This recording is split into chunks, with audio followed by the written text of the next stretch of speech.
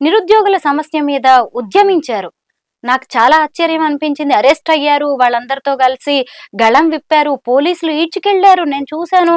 అసలు చాలా ఆశ్చర్యంగా అనిపించింది. ఎందుకు మీరు అలాంటి స్టెప్ తీసుకోవాల్సొచ్చింది? నిరుద్యోగుల వెంట ఎందుకు నడవాలనుకున్నారు మీరు?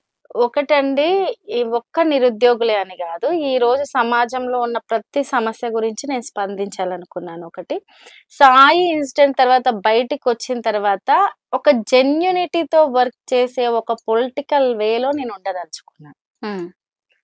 బీఆర్ఎస్ పార్టీకి అటాచ్ అయ్యి పనిచేస్తున్న క్రమంలో సరే కాలం ఇచ్చిన తీర్పు, ప్రజా తీర్పు ప్రతిపక్షంలో ఉండడం జరిగింది.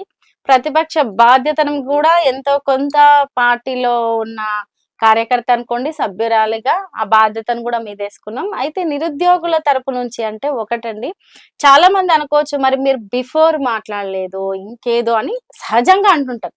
బిఫోర్ రజిని. హ్మ్. బిఫోర్ రజిని వేరు. అవును. కానీ ఒకసారి ఒక ఇన్సిడెంట్ జరిగి రజనీ సాయి చంద్ బయటకొచ్చిన తర్వాత చాలా జెన్యూనిటీ ఇష్యూస్ మీద నేను ప్రతి వాటి మీద నా వాయిస్ వినిపిస్తూనే ఉన్నా, వినిపిస్తా. ఆన్ ఫీల్డ్ కూడా కొట్లాడుతా. హ్మ్. ఈ నా లోపల ఉన్న ఒక పెయిన్ ఉంది గదా! ఘర్షణ ముందు నాకు ఆ బయటకొచ్చి కొట్లాడేది అది పెద్ద పెయిన్‌గా ఏమనిపించట్లేదు. ఒకటి అది ఖచ్చితంగా నా బాధ్యత అనిపిస్తుంది. సాయి హ్మ్. నాకిచ్చి వెళ్ళిన బాధ్యత అనిపిస్తుంది. రెండోది నిరుద్యోగులకు సంబంధించిన విషయంలో అండి చాలా జెన్యూన్‌గా నిరుద్యోగులు ఒకటే అడుగుతున్నారు. హ్మ్. మేమేం గొంతెమ్మ కోరికలు మిమ్మల్ని కోరడం లేదు. హ్మ్. ఎలక్షన్ ముందు మీరేం చెప్పారో మాకది చెయ్యమని అడుగుతున్నాం అని అంటారు. హ్మ్. అది జెన్యూనే కదండీ! ఎలక్షన్ కరెక్టే. ముందు అధికారంలోకి రావడానికి నిరుద్యోగులే మెయిన్ రీజన్ అయ్యి అధికారంలోకొచ్చారు. హ్మ్. దాదాపు రాష్ట్ర ముఖ్యమంత్రి ఇప్పుడున్న సీఎం రేవంత్ రెడ్డి గారితో సహా మిగతా కాంగ్రెస్ నాయకులందరూ ఇదే ఇష్యూస్, హ్మ్. కొత్త ఇష్యూస్ గాదు. ఇప్పుడు వీళ్ళు ఏదైతే బిహేవ్ చేస్తున్నారో అధికార పక్షంలో ఉండి, ఆ ఇష్యూస్ గురించే నిరుద్యోగుల పక్షాన ఉండి వాళ్ళు చాలా బలంగా కొట్లాడిర్రు గదండీ! హ్మ్. కేసులేసిర్రు. బల్మురి వెంకట్ గావచ్చు, రియాజ్ గావచ్చు. అటువంటప్పుడు మీకొక అవకాశం వచ్చింది. హ్మ్. ఇదే నిరుద్యోగులు ఊరూరు తిరిగి మీకు ప్రచారం చేసిర్రు. ఏ రోజు గూడా యూనివర్సిటీలలో తప్ప బయట రాజకీయాలకు దూరంగా ఉన్న నిరుద్యోగులు మీరు వాళ్ళకు మేలు చేస్తారని చెప్పి బయటికొచ్చి కొంతమందినైతే అమ్మ మీకు దండం పెడతాం మాకు ఉద్యోగం ఇస్తారేమో, లేకపోతే మేము అనుకున్న పోస్టులు పెంచుతారు, లేదంటే మాకు చెప్పిన గ్రూప్ 1లో 1:100% జరుగుతది. ఇవన్నీ చెప్తూ విలేజ్‌లలో వాళ్ళకి తెలియకపోయినప్పటికీ కొన్ని విషయాల పట్ల అవగాహన లేకున్నప్పటికీ కూడా చెప్పి మా కోసం చేయండంటే వీళ్ళ మొహం చూసి కాంగ్రెస్ పార్టీని గెలిపిచ్చిర్రు. హ్మ్. అటువంటప్పుడు అధికారంలోకొచ్చినంక వీళ్ళు ఫస్ట్ ఏం చేయాలండి? వీళ్ళకి ఏదైతే చెప్పినామో వాటి మీద కాన్సంట్రేషన్ చేయాలి. కానీ అవును. ఈ రోజు ఏం మాట్లాడుతున్నారు? అదే ఇప్పుడు ఇంతకు ముందున్న టీఎస్‌పీఎస్‌సీలో మహేందర్ రెడ్డి గారిని నియమించినప్పుడే ఫస్ట్ అందరు షాక్ అయిపోయారు. హ్మ్. మీరు చెప్పిందేంది? ఐపీఎస్‌ని తీసుకొచ్చేసి. చేసిందేంది హ్మ్. అనేది. రెండవది ఓకే. సరే ఏదైనప్పటికీ సీఎం రేవంత్ రెడ్డి గారున్నారు. వీళ్ళందరూ మాకు మాటిచ్చారు. అంతెందుకు మొన్న గూడా ఎమ్మెల్సీగా ఆహ్, మనం మల్లన్నని గెలిపించుకున్నాం. తీన్మార్ మల్లన్న అలియాస్ నవీన్ గారిని అవును. గెలిపించుకున్నాము. వీళ్ళందరూ మా పక్షాన ఉంటారు గదా! అని కొంత సంతోషంగున్నారు. హ్మ్. 7 నెలల కాలం వెయిట్ చేసిర్రు. ఇమ్మీడియేట్‌గా బయటికి రావడానికి రీజన్ ఏందంటే ఎటువంటి పోస్టులు పెంచకుండా గ్రూప్ 2, గ్రూప్ 3 పోస్టులను భర్తీ చేయడం గావచ్చు. ఈవెన్ వాళ్ళు 1:100 అనేది లేవనెత్తి ఈరోజు 1:50కే దాన్ని అదే పాత పద్ధతిలో నియమించడం అనేది గావచ్చు. మెగా డీఎస్సీ ఏస్తామని జెప్పేసి ఈరోజు 6,000 పోస్టులు మాత్రమే పెంచి డీఎస్సీ‌నెయ్యడం. హ్మ్. అంటే ఇంతకుముందున్న 5,000 పోస్టులకి ఇంకొక 6,000 జత ఏసి 11,000 ఎయడం. మళ్ళీ వీళ్ళకొచ్చిన ప్రధాన సమస్య ఏందంటే టెట్ ఎగ్జామ్‌కి, డీఎస్సీ ఎగ్జామ్‌కి గ్యాప్ లేకపోవడము. ఎగ్జామ్ ఇమ్మీడియేట్‌గా నిర్వహించడము. ఇదే నెలలో ఉండడము.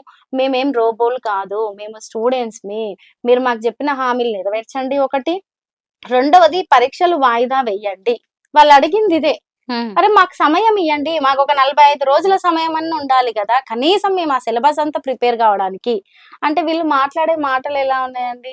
కామన్‌గా మనం కాంగ్రెస్ నాయకులను జూస్తే వాళ్ళని హ్మ్. పిలుసుకోనో, ఇంకోటో అలా లేదు పద్ధతి. హ్మ్. నిరుద్యోగులు ఓపిక పట్టిర్రు, చూసిర్రు. ఎంతసేపు ఒకరో, ఇద్దరో నాయకులొచ్చి మాట్లాడినా మాదే చెల్లాలి. హ్మ్. మేము జేసిందే ఫైనలు. మిమ్మల్నే కన్విన్స్ చేస్తాం మేము. మీరే మా మాట వినాలి. అనేటట్టు తప్ప నిరుద్యోగులకు ఏమి ఇబ్బంది అవుతుంది ఈ ఎగ్జామ్ విషయంలో, ఉమ్, లేదు పోస్టులు పెంచకుండా గ్రూప్ 2 గ్రూప్ 3 నిర్వహించడం ఏంది, ఇవే వాటి గురించి వాళ్ళు పూర్తి క్లారిటీ ఇవ్వట్లేదు ఒకటి. ఉమ్, రెండవది, అడిగిన వీళ్ళందరి మీద భయంకరమైన నిర్బంధం. అడిగిన వాళ్ళు ఏ రాజకీయ పార్టీలకు సంబంధం ఉన్న వాళ్ళు కాదు, నిరుద్యోగులు. బిఫోర్ ఎలక్షన్ ముందు మీ అందరికీ టచ్ ఉన్న వాళ్ళే, మీకు తెలిసిన వాళ్ళే, మీతో పాటు కేసు వేసేటప్పుడు ఎంబడి వచ్చిన వాళ్ళే. ఉమ్, కానీ వాళ్ళని ఈ రోజు మీరు ఒక ఉగ్రవాదుల్లాగా, తెలంగాణలో ఇంకేదో ద్రోహుల్లాగా చూసి వాళ్ళ మీద ఎట్లా అంటండి, వస్తుంటే కూడా ఈ రోజు వరకు ఎక్కడ చూడు పోలీసులు.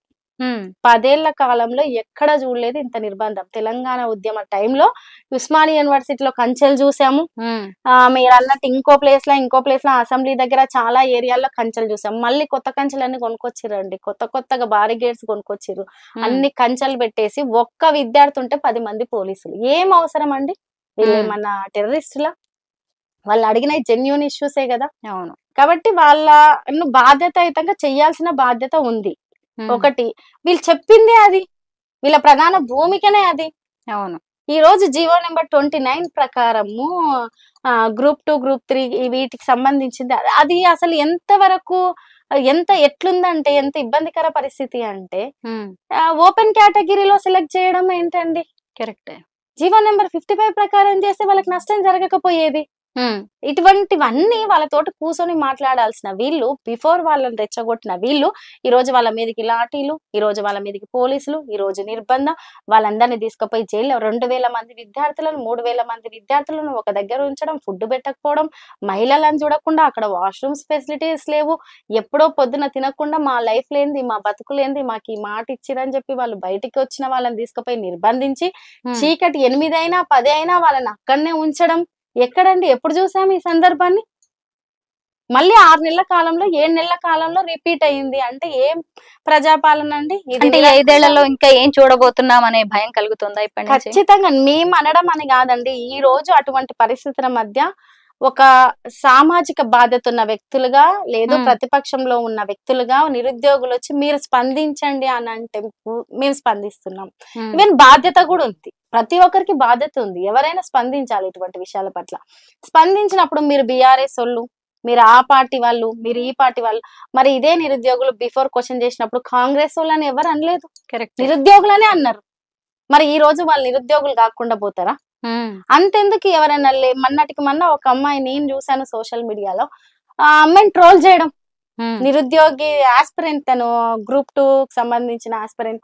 బిఫోర్ అయితే బరెలక్క శిరీష అంటారా? ఇంకా వేరే సింధు అమ్మాయిలా? అనే అమ్మాయిని, వేరే అమ్మాయి. ఆస్పిరెంట్ అమ్మాయిని ఉమ్, ట్రోల్ చేయడము. అంటే ఈమె బీఆర్ఎస్ పార్టీకి సంబంధించిన అమ్మాయి అని చెప్పేసి. అరే, ఆ అమ్మాయి ఈ సమస్య గురించి మీ దగ్గరకు వచ్చింది, బీజేపీ వాళ్ళ దగ్గరకు వచ్చింది, బీఆర్ఎస్ అంటే సమస్య గురించి ఎవరు మాట్లాడితే వాళ్ళ దగ్గరకు వచ్చింది, ఉమ్. చర్చించింది. పార్టీతో సంబంధం లేదు సంబంధం కదా. లేదు వాళ్ళకు.